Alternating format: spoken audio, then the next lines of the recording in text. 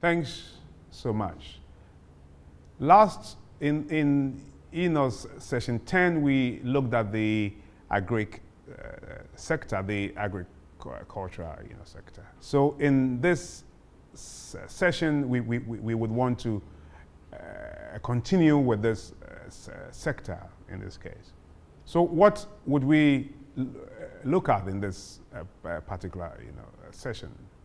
In this session, we will pay attention to the many challenges that have plagued the agricultural sector, and some of the policies which have been put in place in order to drive the growth of these sector.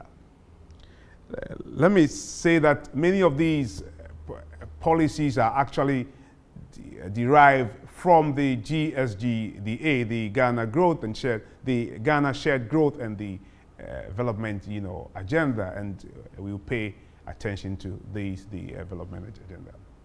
So what are the goals of these sessions? What is going to guide us today? At the end of this, yes, you would actually understand or be aware of the challenges confronting the agric sector. You would understand the many policies, as I said earlier on, or through in the various development policy frameworks and all. So you would appreciate all these policies on what is being done in order to drive the growth of this very important sector. Then finally, you would appreciate the prospects that we have in this sector. So these are the key topics that we would actually cover. The first one will look at the challenges in this sector. Then secondly, we will have a look at the agricultural policies, and then finally we would look at the prospects in this sector in Ghana. The reading list we can get from the Sakai platform as well as in your other reading test. So let's start with the first topic that has to do with the challenges facing the agriculture sector. So what are these challenges that face the agriculture sector? We would attempt to discuss all these challenges. The first one has to do with the land tenure system that we practice in this country. What it does is that, yes, it leads to the fragmentation of the land. So here we are saying that we have the land tenure system. So what happens is that the land is actually owned by many people. So everyone owns a small portion of land. So what happens is that if this is the entire landscape, many people, this land is owned by many people. So here, this is a portion of land is for Mr. A. This is another portion of land is for Mr. B. And then there's another portion of land is for Mr. C, another one, Mr. D, then Mr. E, and on and on. So these are all different portions of land, and they are owned by different people. So if I want to actually farm and I need a large tract of what? Land, it means that I will have to deal with all this. So if I need a tract of land, which is as big as what I have over here, it means I would have to buy from all these people. Okay? So the land is actually fragmented, so it's difficult for us to get into large-scale farming. Why? Because of the land tenure system. So yes, as I said, if I want a large tract of land, how do I deal with all these people? Yes, Mr. A may sell his land to me, B may not sell, C may sell, D may not sell, and maybe he may not sell. So I will not have access to such large, tract of land, which would allow me to at least engage in, large, large scale for farming. So what happens is that, like I said earlier on, everyone would concentrate on a small farm, small hectares of land. So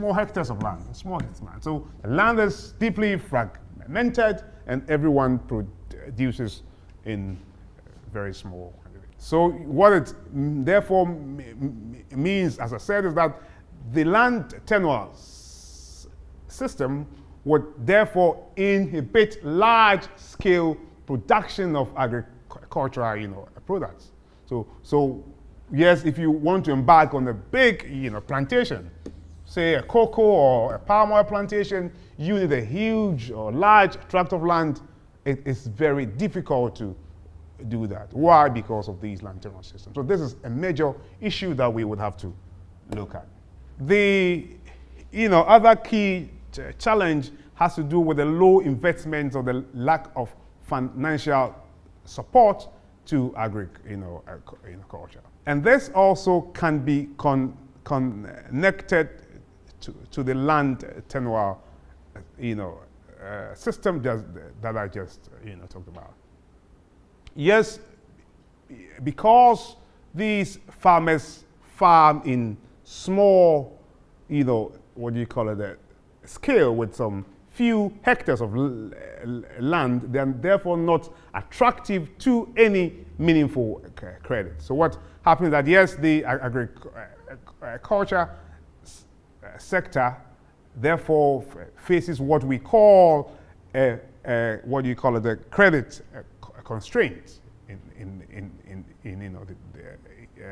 this case, as the banks find it more profitable or less risky to lend to other businesses other than that of these farmers. So the farmers do not get credit in this case. And once they don't get a credit, then it becomes difficult for them to increase their productivity, and therefore they're not able to invest in their farms, and therefore they cannot increase their productivity.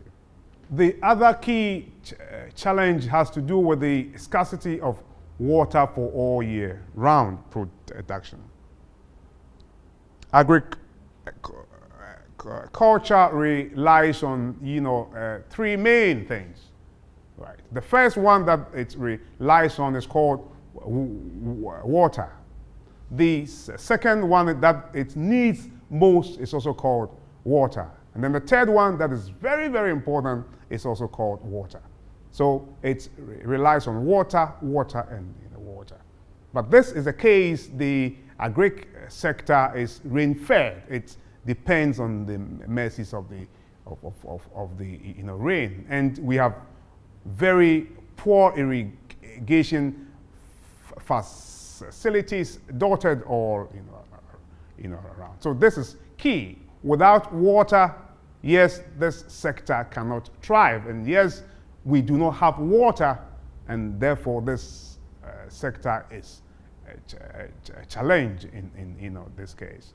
The other has to do with the extension officers who help these farmers on their lands, right? But we have a challenge in that case. We have an inadequate extension officer.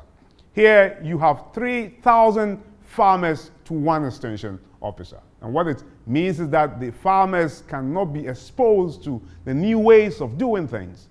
Okay, and the farmers cannot be exposed to new ways of doing things. And this is a major challenge. The other has to do with the poor infrastructure in terms of the the storage and then the preservation of the farmers' goods and services. In case the farmers produce more, what happens is that they are not able to store all these. There are no storage facilities in this case. So what happens is that, yes, whatever excess that these farmers produce in the end would go waste. In the end would have to go waste. One thing which is also linked to the poor infrastructure and that of the storage and preservation facilities has to do with the poor prices of that the farmers get when they have, a glut in this case. So let me try to illustrate the poor pricing, mechanism. So what happens is that we have our farmers here. Oh, so what happens is that we have our farmers. Yes, they bring their goods onto the market and they are paid price. So they have their goods over there. So the farmers here we say the demand curve, right? The farmers would have to bring their goods. There you are. So the farmers bring their goods. There's the supply curve here, and then we also buy their goods. So the farmers would always supply and we buy. So here we have our equilibrium price and that of our equilibrium quantity. So let's say this is a PE, this is a QE. Okay, so at any point in time, what actually goes on is this. Yes, the farmers would always bring their goods onto the market, and then we will what? Demand these goods. So what happens is that we pay them a price, and then we take their goods. But what happens if there is a what? If there's a glut in the market? If these farmers produce more than we want, what happens is that it leads to an increase in the supply curve, and you know how it goes. So this is supply. Let's say this is supply 1. We have supply 2. And what happens is that yes, there is a shift here, over there, and there's a shift over there. And what happens is that yes, there's an increase in the what? Supply of the goods that the farmers would put into the market.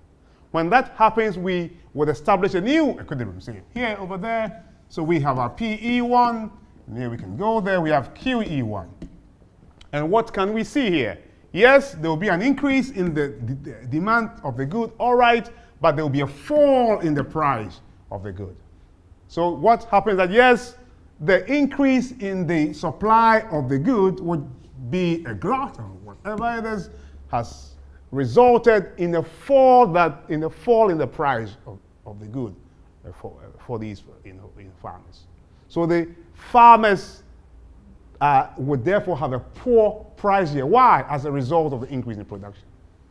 Okay, and as I said, this is linked to the poor infrastructure as well as the storage and the preservation facilities. If the farmers have all these, then what they can do is that they will not put all this into the market, but then there would be a system to absorb all these excess that we have in the market, so that this supply curve would go back to where it was.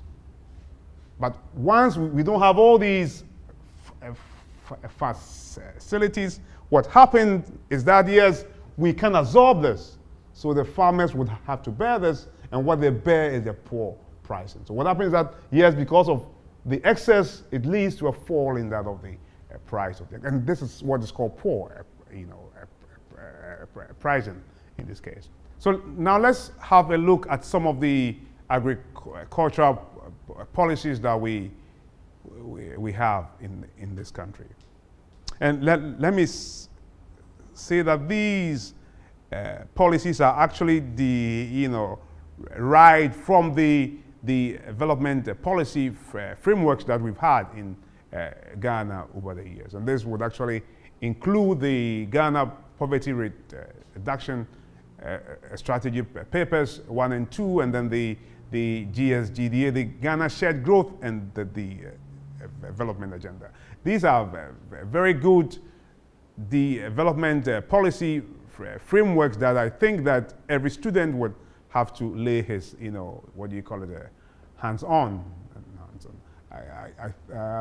as I always do, you can find these documents. You can find these documents on these websites. So I always tell my students to go to this website. There you are. Overly cited. www.ndpc.gov.gh. Okay, so this is a fantastic website where you can find almost all the development policy frameworks that we are actually talking about. And so the many policies that I would touch on here, these are all derived from the development policy. So as I said earlier on, we have the development policy framework.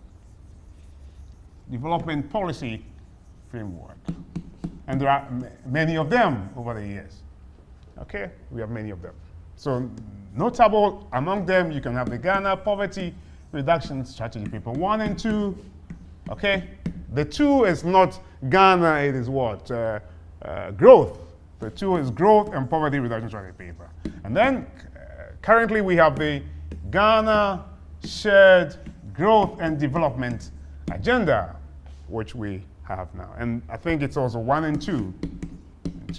And as you may know, we are in a process of developing what we call a long-term plan. So we are working on a 40-year long-term plan.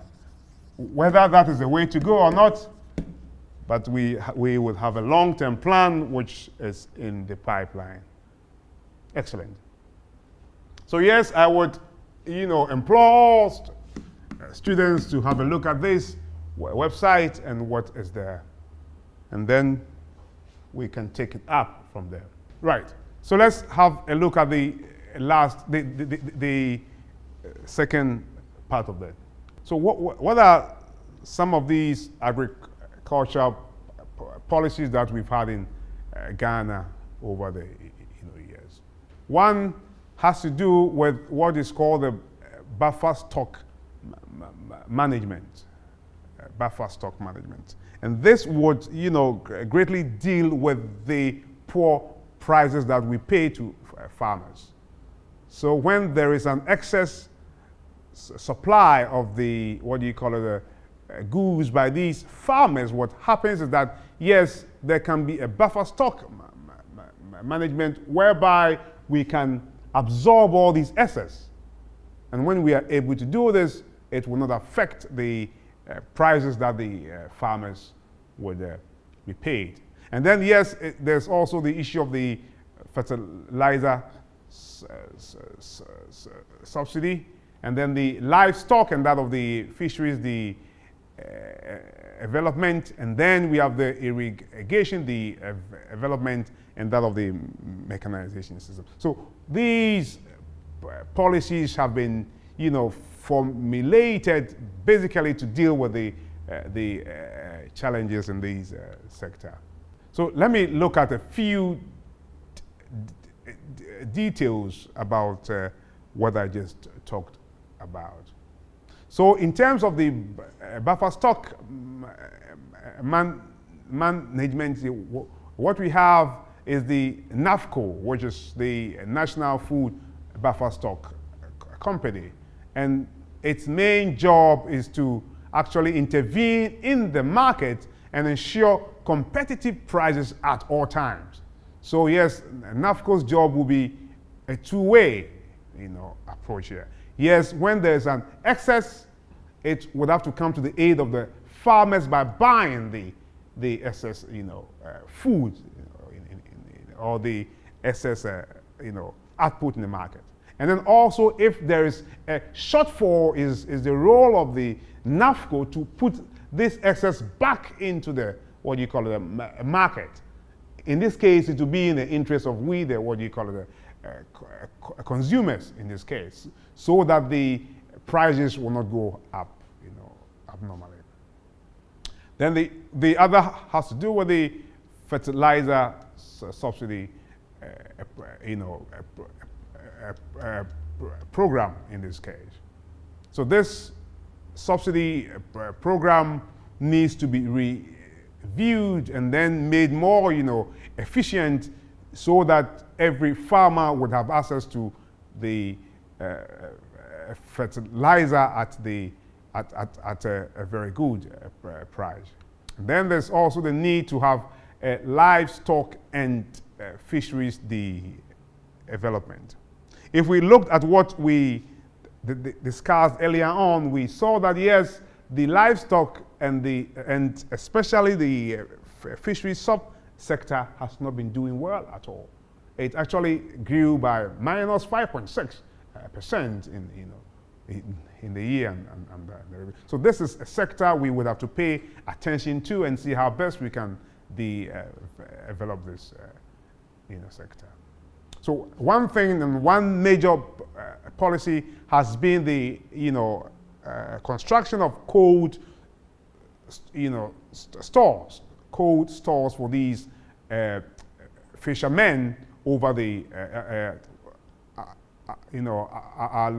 along the coast. So yes, over the years there have been these cold stores in many towns, and some of them are Command-say, Apam in the central region, Hafesni, Takrady, Shama, and on. So these are some of the things that the government is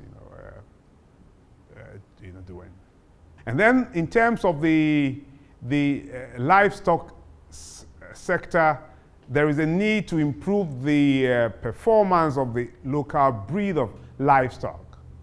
And so what happens is that in order to do this, livestock farmers were supplied with live stock of improved species in the northern, the upper east, and that of the brown half, and some other regions as well.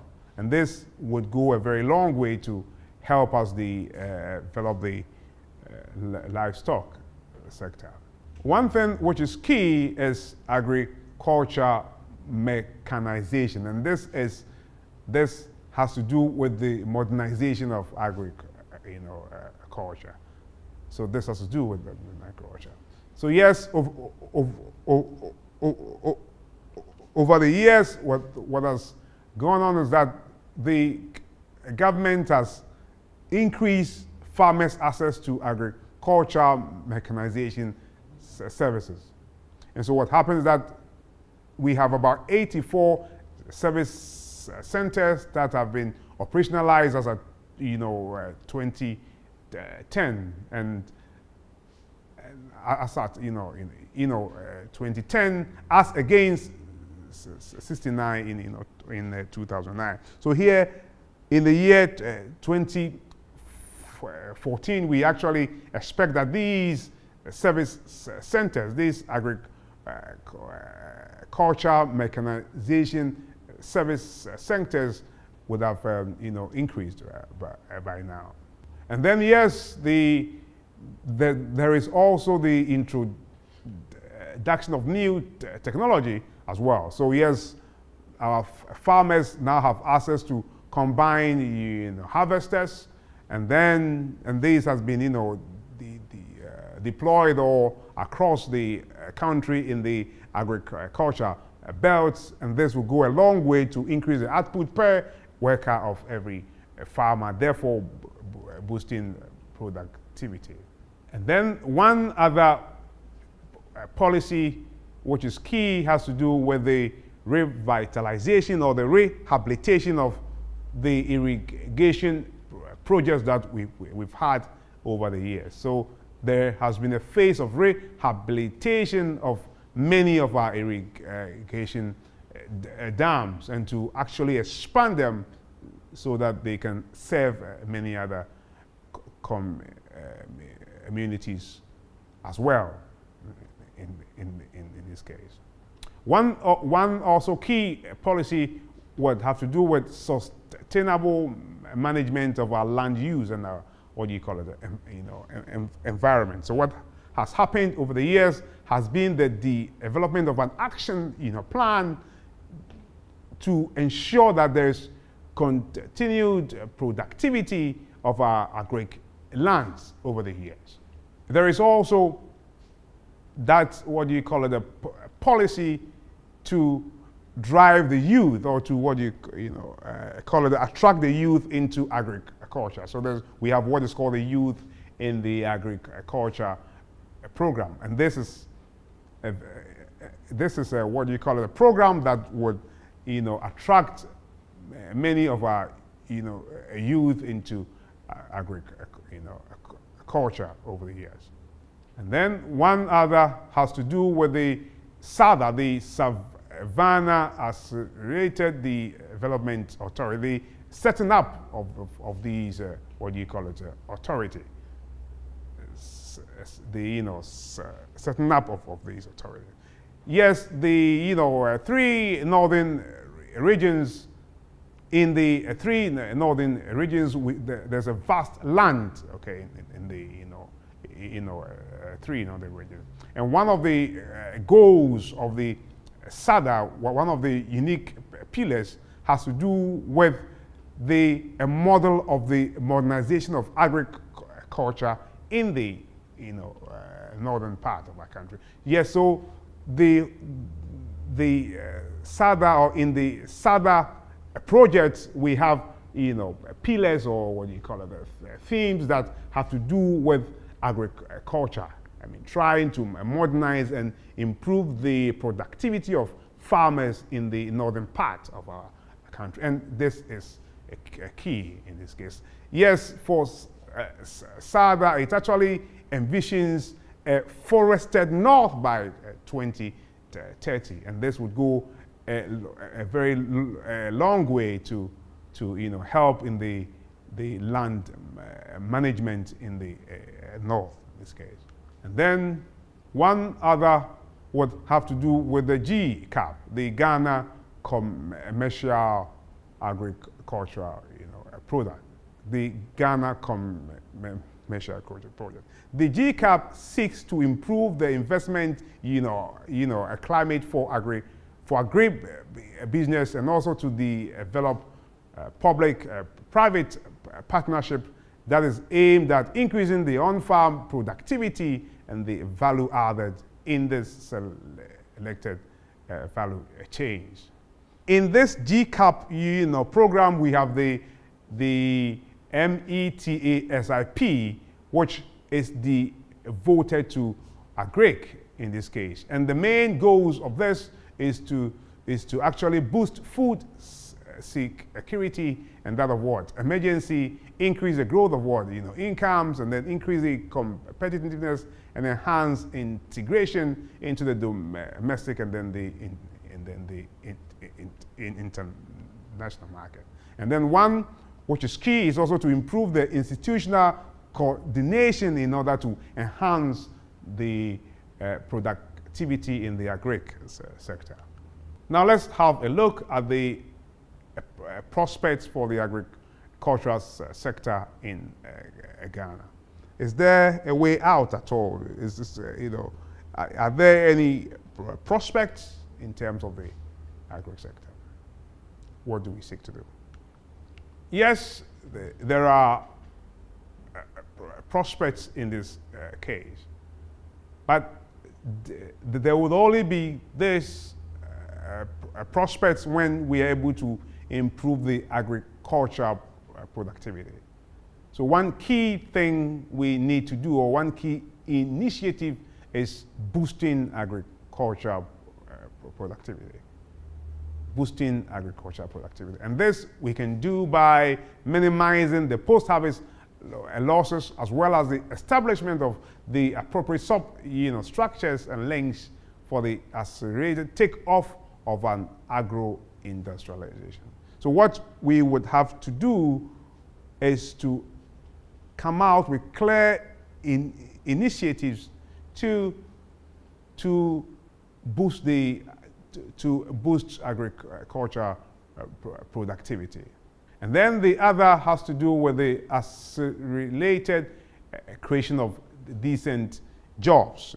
The agric sector can only attract more people when they see the jobs they undertake as decent in this case, because everyone would want to be involved in a decent job.